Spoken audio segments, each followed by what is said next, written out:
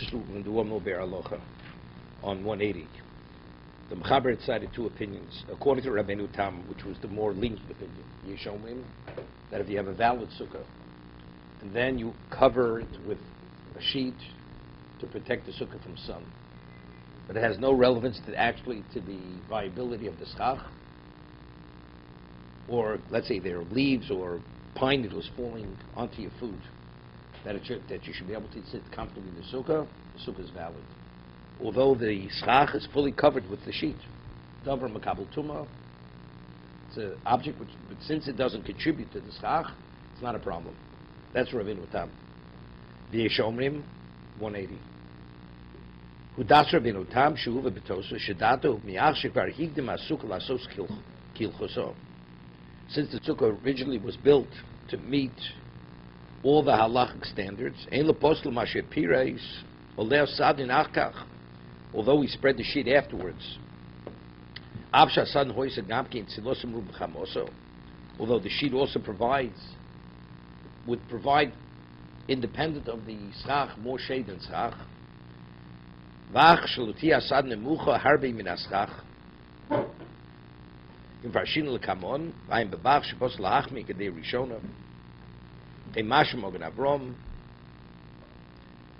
We said this on the other day. Maybe we did or didn't.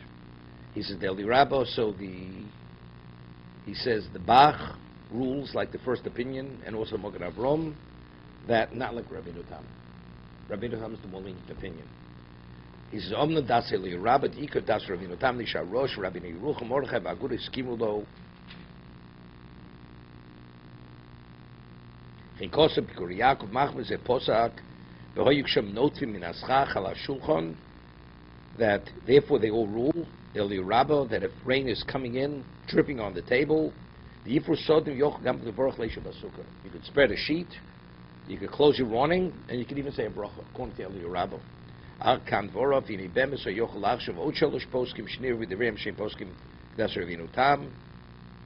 He says, however, this is where we left off. There are other three opinions which he admitted, which also concur with Rabbeinu Tam, which is lenient. There's a response which is attributed to Ramban, Shuv Beis Yosef, Shuv Sarajba, Sim Kuf Tzadivov, or Zeruah Basmag. These are major Rishonim. They concur with Rabbeinu Tam, which is more lenient. But he says that's not sufficient to rule leniently, although you have this whole list of Rishonim which concur with Rabbeinu Tam. Ishabri Vabri Rishonim, Negdom, so the Chovot Chaim says, but you have the original Rishon, which is even greater, and who are Shomdim, Bishitas Rashi, Udas Rishon Amuva B'Mechaber, who are they? Who Rabbeinu Hananel, Besugyan, Rabbeinu Hananel. You know, there's a Rosh. Rabbeinu Hananel was the son of Rav Haigon. He was the first Rishon. Rabbeinu Hananel was the first Rishon. He's referring to him as Rishon HaRishonim. And there's a Rosh in Eruvin, where we learned Eruvin. He says over there, there's a question over there about how many chitzas do you need to create Rosh Hashanah. So he says, Divrei Rabbeinu Hananel, Divrei Kabbalah. The words of Rabbeinu Hananel, not Kabbalah, mean Kabbalistic. What he says, that's the Masorah, we don't question it. Rabbeinu Hananel, you want to disagree with him, how to understand something, but if he tells you this is the way it's accepted, we accept it, we don't question it. Because that's the Masorah. Because his father was Rav Haigon, he was the first of Rishonim, and he had it directly. There was no hiatus between himself and the Gonim. So he says, Rabbeinu Hananel Besugin first from the Aneshet, Pirush Rashi, Shelo Oli Noshim Tocha Ochel. It's not because the sheet is causing to maintain the schach.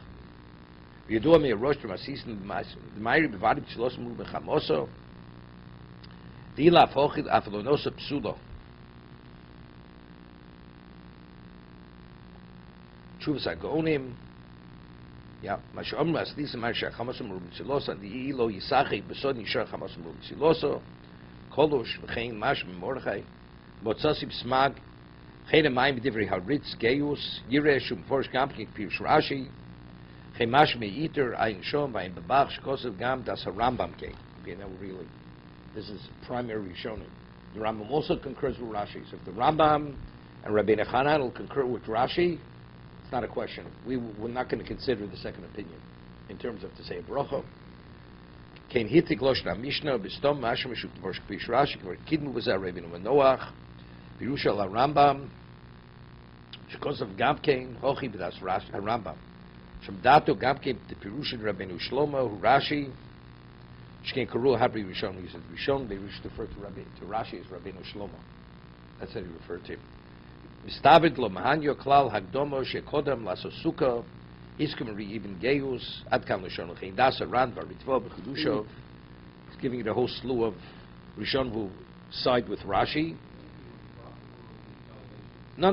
They hold it's not valid. Period. The sukkah not valid. No, bracha definitely. That's what he says in the Mishna Berura. Therefore, it's bracha not. But should you sit in the sukkah? If it's raining, definitely you should sit there if you have an awning. If you have a sheet that you can put over the sukkah to sit there, because there's so many other Rishonim who are of the opinion that it does have value. Who? Rashi or the other Rishonim? No, Rashi. No. Rabbeinu Tam. Rashi holds it's not valid. Not valid under any circumstance. I know, but Rabbeinu Tam, you have many other Rishonim who concur with Rabbeinu Tam. So he says, as a result of this other opinion, it's worthwhile to sit in the sukkah even if it's raining. But of course, don't say a bracha, because Savi brachas lokim. I mean, all these Rishonim. I mean, the Judeo-Arabic rules because we have all these Rishonim. You should say a bracha, and the primary opinion is the second opinion. Rashi says he omitted the primary Rishonim, the Rambam, Rabbeinu Hananel, and since they side with Rashi, there's not even consideration to say a bracha. It's only if one has no choice, and this is the only situation, you sit but without a bracha. All these other Shon, they certainly knew what Rashi said at every time. And what Rabbeinu Hanan said. Yeah, but the right, this is great. Those are big You have still shoulders to disagree with. But they're all within the same classification of Torah sage.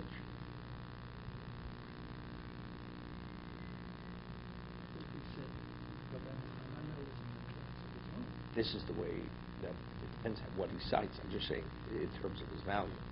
If he says this is the Masorah, okay, this Masorah, you don't argue. That's the way the Rush expresses it. He says Divrei Rabbeinu Hananel, Divrei Kabbalah. The words of Rabbeinu Hananel, that's tradition. Masorah, we don't question. But it's a question how to understand the Mishnah, this and that, something else. How is it interpretation? Depends how he expresses himself. Otherwise, nobody can argue with Rabbeinu Hananel. Of course, you can argue with Rabbeinu Hanan or Risha. It's interesting. There's a famous Chazon Ish. The question of opening an umbrella on Shabbos with oil. So Noda B'Yehuda says is Doraisa. So Chazon Ish asks many questions on it. Why it should be this Doraisa, it should not be this Doraisa. Many things. But the Noda B'Yehuda lived in this is the year. Of course, it's called the parasite. I see you're not into collecting papers. Okay.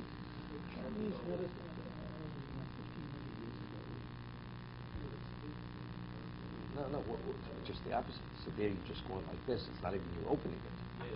Right. So he doesn't understand it. And maybe even rabbinically, there's a certain way you can do it. But he says, if the Noda B'Yehuda says it, we don't ask questions. I mean, to say that he made a mistake, see, the things, if you understand something, you could disagree. But if you don't even begin understanding the basis for his position, you understand, the Noda B'Yehuda didn't make a mistake here. He said something which has a basis for it.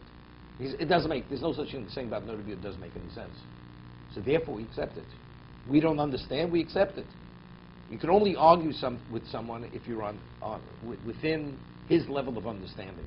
But if you don't even begin to understand what he means, so how could you argue? You can't say it doesn't make sense. You can't say it doesn't make sense. No. I understand.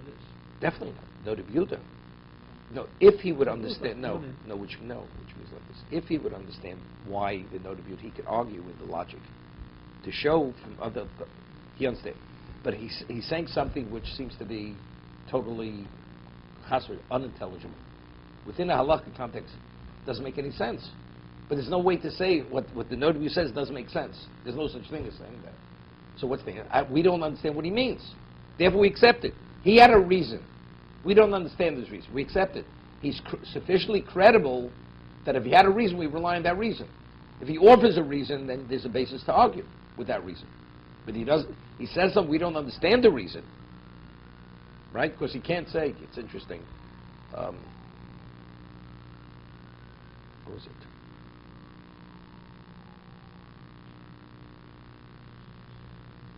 There's an institute in Israel.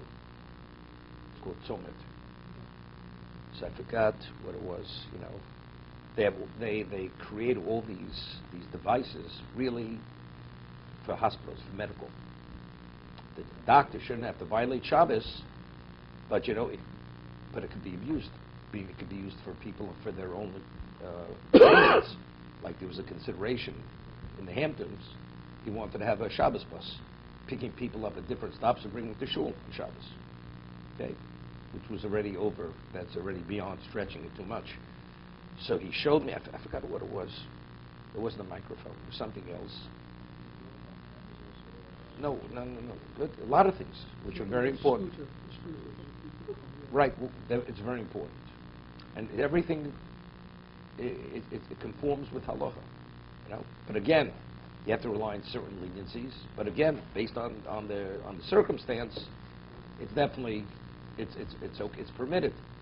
No, but there was one. It was about a 25-page tshuva.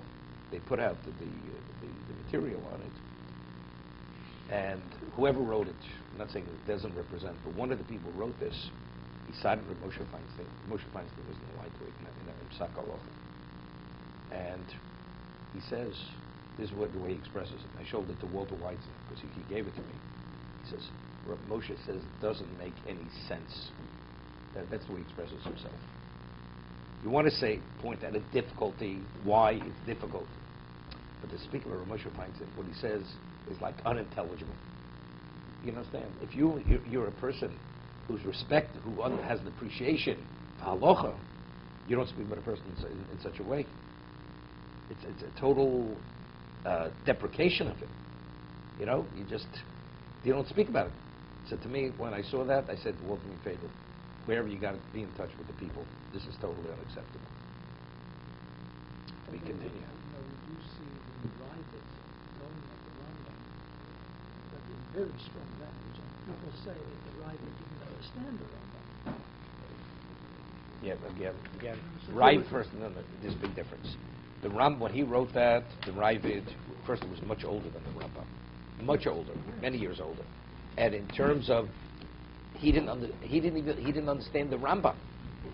He didn't appreciate who the Rambam was, and therefore he expressed himself very strongly, because he was so contrary to what he believed the halacha was. Therefore, he expresses himself in such a way. It sounds like the same idea. No, but they're not peers. This person writing this background document is not on a peer with Ramoshovich. It's years after he passed away.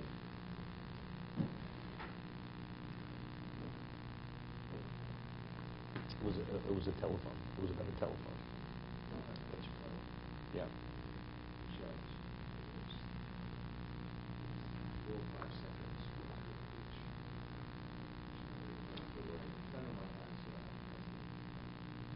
Rav Moshe said there's a reason, because something that's made to create sound or to project sound in Shabbos, you're not permitted rabbinically, even if it will not be in the Raisa. You want to use a door knocker, not an electric bell. You're not permitted to use a door knocker on Shabbos. Because the door knocker is made for sound, to create sound. Rabbinically, you're not permitted to use it. So Moshe said that's one of the reasons why you should not use a telephone, because it's used to project your voice. So even though you may have many delays, right, so it's not a doraisa, rabbinically you shouldn't do it. He took issue with that point. That's one of the points he took issue with.